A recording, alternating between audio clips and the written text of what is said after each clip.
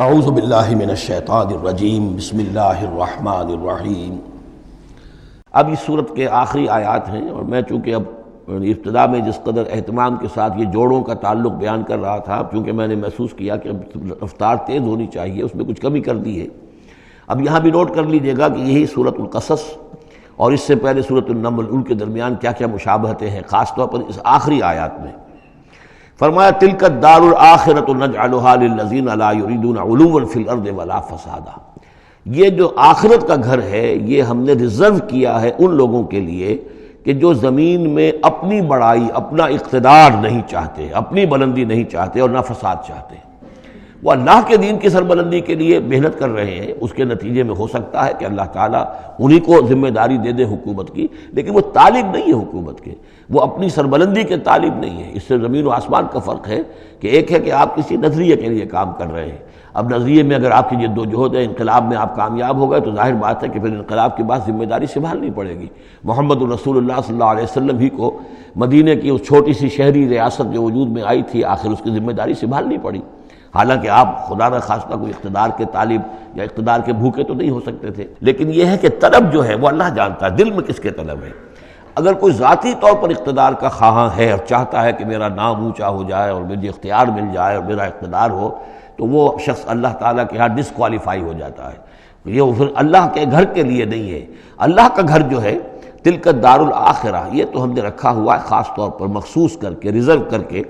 للذین لا یریدون علوا فی الارض، جو زمین میں اپنے اقتدار کے خواہاں نہیں ہیں، ولا فسادا، نہ زمین میں فساد بچانا چاہتے ہیں، والعاقبۃ للمتقین، اور عاقبت یعنی پچھلا گھر جو ہے، عاقبت کی پچھلی زندگی جو ہے یقیناً یہ اہل تقویٰ کے لیے، اس کی بھلائیاں، اس کے محاسن، اس کا عیش اور آرام وہ اللہ تعالیٰ نے اپنے متقی بندوں کے لیے خاص کیا ہے۔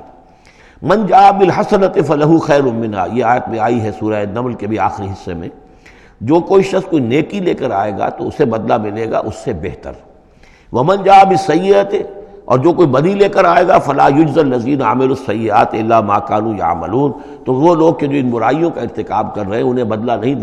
دیا جائے گا مگر وہی جو کچھ کہ وہ کر کے لائے۔ مطلب یہ کہ اللہ تعالیٰ کی طرف سے اضافہ نہیں ہوگا، جتنے جرم کیے ہیں اتنی ہی سزا، لیکن اہل ایمان اور اہل صلاح جو ہیں ان کی نیکیوں میں اللہ تعالیٰ 10 گنا دے، 700 گنا دے، اس سے بھی بڑھا دے، یضاعف لمن یشاء۔ تو یہ اللہ تعالیٰ کی مرضی ہے، جتنا چاہتا ہے دیتا، خیر منہا، بہرحال جو کچھ کر کے لے جاؤ گے اس سے بہتر ملے گا۔ لا یجزی الذین عملوا السیئات الا ما كانوا یعملون، انہیں وہی کچھ ملے گا جو کچھ کہ وہ عمل کر کے لائے تھے۔ ان الذی فرض علیک القرآن لرادک الی معاد،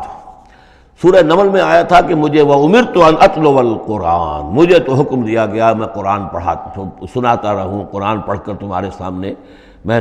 قرآن کے ذریعے سے انذار اور تبشیر اور قرآن کی تبلیغ اور قرآن کے ذریعے سے تذکیر اور قرآن کے ذریعے سے تمہارے جو نفسیاتی اور روحانی روگ ہیں ان کی شفا کے لیے میں کوشش کرتا رہوں۔ میرا کام تو یہ ہے، ان اتلو القرآن، مجھے حکم دیا گیا میں قرآن کی تلاوت کرتا رہوں، تلاوت پڑھ کر قرآن تمہیں سناتا رہوں۔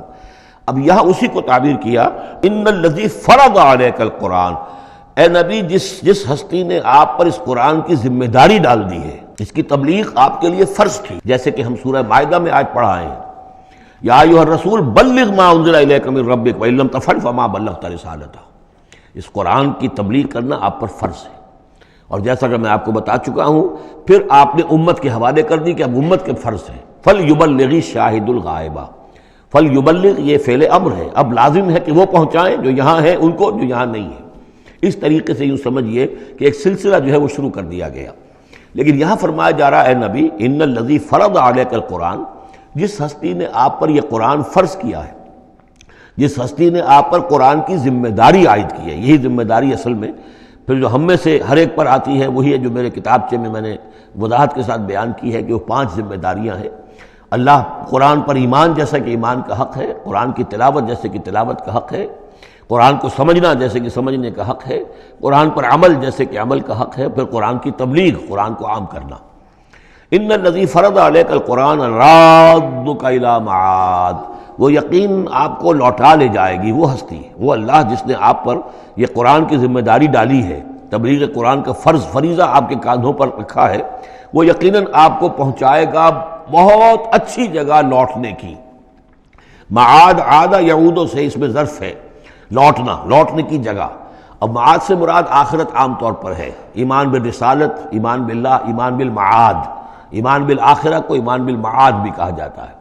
لیکن اس کے بارے میں بعض روایات ایسی ملتی ہیں کہ اس کا شان نزول یہ ہے کہ حضور صلی اللہ علیہ وسلم جب ہجرت کے سفر پر نکلے ہیں مکے سے، تو جو عام راستہ تھا اس سے ہٹ کر آپ نے، چونکہ اندیشہ تھا اور واقعہ تھا کہ تعاقب ہو رہا تھا، تلاش کیا جا رہا تھا، 3 دن رات تو آپ غار ثور میں روپوش رہے، پھر آپ نے ایک بڑا ہی سخت راستہ اختیار کیا تھا کہ جو پہاڑی راستہ تھا جو گزر رہا تھا، جس پر کہ کوئی انسان جاتا نہیں تھا، لیکن کچھ آگے چل کر وہ راستہ جو ہے وہ پھر اس مین راستے سے جا کر مل گیا۔ یوں سمجھیے یہ راستہ جا رہا تھا مین، کہ جو مکے سے مدینے کا تھا، حضور نے ایک اور راستہ اختیار کیا، لیکن کچھ عرصے کے بعد وہ راستہ جا کر اس راستے کے ساتھ مل گیا۔ جہاں ملا، اب آپ خود سوچئے کہ وہاں ایک ایسی سچویشن آ گئی کہ حضور ایک ٹی پر کھڑے ہوئے ہیں، اب داہنی طرف جاتے ہیں تو مدینہ ہے اور بائیں طرف جاتے ہیں تو مکہ ہے۔ اس وقت حضور کے دل میں ایک ہوک سی اٹھی ہے، اس لیے کہ جب آپ مکے سے روانہ ہوئے تھے تب بھی روایات میں آیا ہے کہ آپ کعبے سے لپٹ کر آپ نے یہ کہا تھا کہ بیت اللہ مجھے تجھ سے بڑی محبت ہے، لیکن میں کیا کروں، یہاں کے لوگ مجھے یہاں رہنے نہیں دے رہے۔ تو گویا کہ کعبے سے یہ جدائی تو آپ پر شاہ گزر رہی تھی۔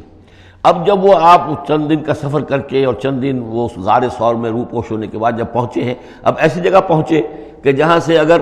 دائنی طرف جاتے ہیں تو یہ مدینے کی طرف راستہ جانا تو آپ کو ادھر ہی ہے، لیکن سامنے وہ راستہ آ گیا کہ جو مکے کی طرف جا رہا، تو آپ کے دل میں ایک ہوک سی اٹھی۔ اس وقت اللہ تعالیٰ نے آپ کے اطمینان کے لیے یہ آیت نازل کی کہ آپ گھبرائیے نہیں، مکے میں ہم آپ کو لوٹا کے لے آئیں گے، آپ یہیں پہنچیں گے، بڑی شان سے پہنچیں گے۔ اس وقت تو آپ کو نکلنے کے لیے جو ہے روپوش بھی ہونا پڑا ہے، آپ کا تعاقب بھی ہو رہا ہے، پھر وقت آئے گا کہ آپ ایک فاتح کی حیثیت سے داخل ہوں گے۔ تو یہ بھی اس کی ایک روایت چونکہ ہے تو یہ مفہوم بھی اس میں نکل سکتا ہے، لیکن عام طور پر یہ ہے، اس سے مراد میرے نزدیک یہی ہے کہ آپ کے لیے جیسے کہ سورۃ الضحیٰ میں کہا گیا ہے وَلَلْآخِرَةُ خَيْرٌ لَكَ مِنَ الْأُولَىٰ، اے نبی آپ کے لیے آخرت جو ہے اس دنیا سے کہیں بہتر ہے، لہذا آپ کے لیے تو یوں سمجھیے کہ جو اللہ لوٹا کر آپ کو لے جائے گا معاد میں، تو وہ معاد آپ کے لیے معادن، یہ گویا کہ یہ تفہیم کے لیے ہے نکرہ، بہت عمدہ جگہ لوٹانے کی، جس کے لیے یہ بھی کہا گیا عسیٰ ان یبعثک ربک مقاما محمودا، وہاں پر جو آپ کو مقام ملنا ہے مقام محمود، اور جو جنت حضور کی ہوگی جس کا کیا تصور کوئی کر سکتا ہے، تو ادھر اشارہ ہے۔ ان الذی فرض علیک القرآن رادک الی معاد قل ربی اعلم من جاء بالہدی، کہہ دیجئے کہ میرا رب خوب جانتا ہے کہ کون ہدایت لے کر آیا، کون راہ کی سوجھ لے کر آیا، کون ہدایت لے کر آیا، ومن هو فی ضلال مبین، اور کون وہ ہے کہ جو کھلی گمراہی میں پڑا ہوا ہے۔ وما كنت ترجو ان یلقى الیک الکتاب، اور اے نبی آپ کو تو کوئی توقع نہیں تھی کہ آپ کو کتاب دی جائے گی، کتاب القا کی جائے گی۔ یہی بات آئی ہے سورہ نمل کے اندر بھی، وَإِنَّكَ لَتُلَقَّى الْقُرْآنُ مِن لَدُنْ حَكِيمٍ حَلِيمٍ، یہ قرآن تو آپ کو دیا گیا ہے، ایسا نہیں ہے کہ آپ متوقع تھے، آپ چاہتے تھے، آپ کو چلہ کشی کر رہے تھے کہ کوئی مجھے بھی کوئی روحانیت حاصل ہو جائے اور کوئی غیب کی میں تعلیم غیب کی معلومات حاصل کر لوں، معاذ اللہ آپ کا تو مزاج ہی وہ نہیں تھا۔ ایک بہت ہی یوں سمجھیے شریف انسان اور ایک شریف تاجر، اسی لیے حضور نے فرمایا تاجر الصدوق الامین مع النبیین والصدیقین والشہداء، وہ تاجر کو بالکل سچا ہو، جھوٹ کی آمیزش نہ ہونے دے، اور امین ہو، امانت دار ہو، اس کا رتبہ جو ہے وہ تو انبیاء اور صدیقین اور شہداء کے ساتھ ہے، اس جماعت میں شریک ہوگا وہ۔ تو حضور کی زندگی وہ تھی، لہذا یہاں فرمایا ہے کہ وما کنت ترجو، آپ تو کوئی امیدوار نہیں تھے، نہ آپ کو یہ توقع تھی کہ آپ پر یہ کتاب اتاری جائے گی، الا رحمۃ من ربک، یہ تو اللہ کی رحمت ہوئی ہے، اس کی مہربانی ہے کہ آپ کو اس نے چنا ہے، پسند کیا ہے، اور آپ کو اللہ تعالیٰ نے یہ کتاب عطا فرمائی۔ فلا تکونن ظہیرا للکافرین، تو آپ کافروں کے پشت پناہ نہ بنے۔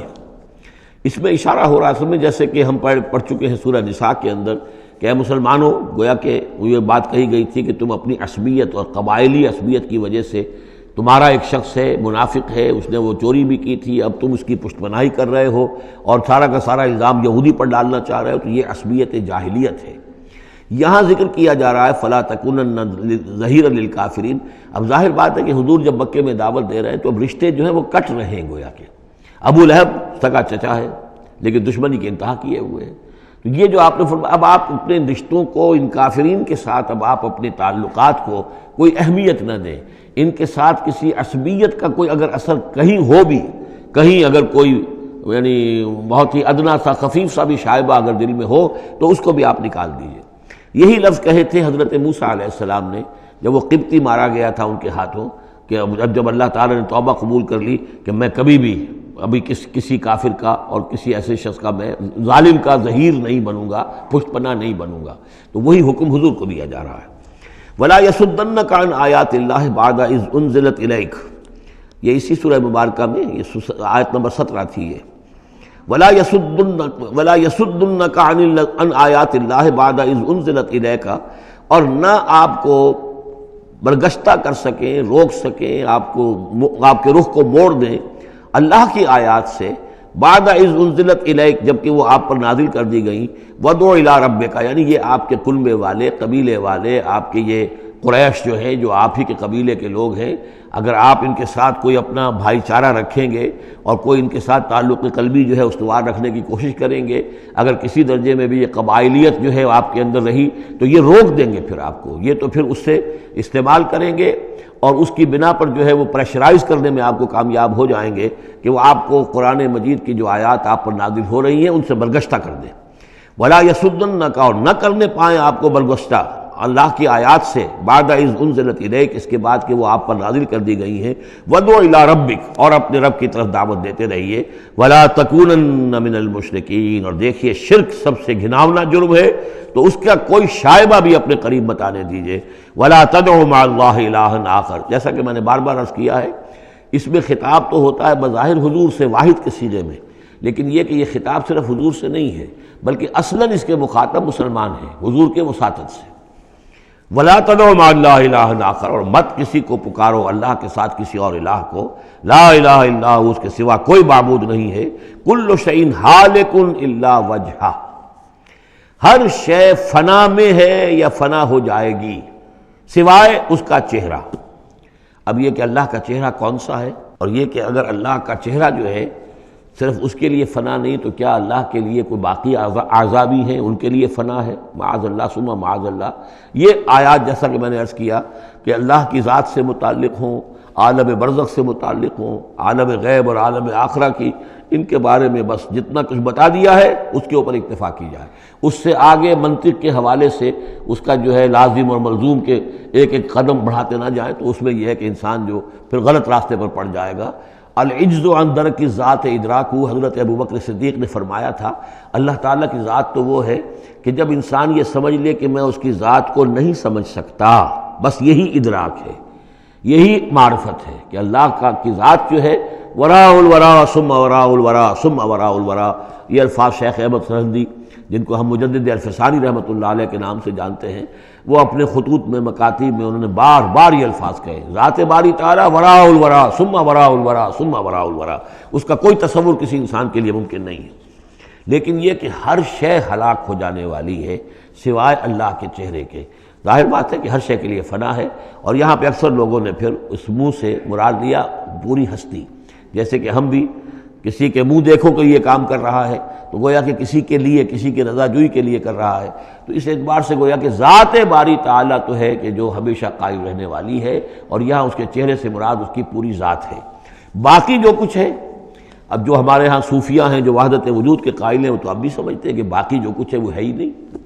معدوم کے درجے میں ہے، اس کی کوئی حقیقت نہیں ہے۔ کل ما فی الکون وہم او خیال او وقوف فی المرایا او ظلال، جو بھی کچھ اس کائنات کے اندر ہے اللہ کی ذات کے سوا یا تو وہ وہم ہے، کل ما فی الکون وہم او خیال او وقوف فی المرایا، یا جیسے کہ شیشوں میں عکس نظر آتے ہیں، آئینہ قد آدم ہے، آپ اس کے سامنے کھڑے ہیں تو آپ پیچھے بھی نظر آ رہے ہیں، اس کے ہے تو نہیں آپ وہاں، جو جیسے کہ شیشے میں عکس ہوتا ہے کہ اس کا وجود کوئی نہیں، اسی طریقے سے یہ کائنات جو ہے اپنی اصل کے اعتبار سے معدوم کے درجے میں ہے۔ اور پھر یہ کہ یہ بھی ہمارا عقیدہ ہے کہ ہر شے فنا ہو جائے گی۔ لہ الحکم، اسی کے لیے ہے اختیار، بادشاہی، حکومت، وَإِلَيْهِ تُرْجَعُونَ، اور اسی کی طرف تم لوٹا دیے جاؤ گے۔ صدق اللہ العظیم۔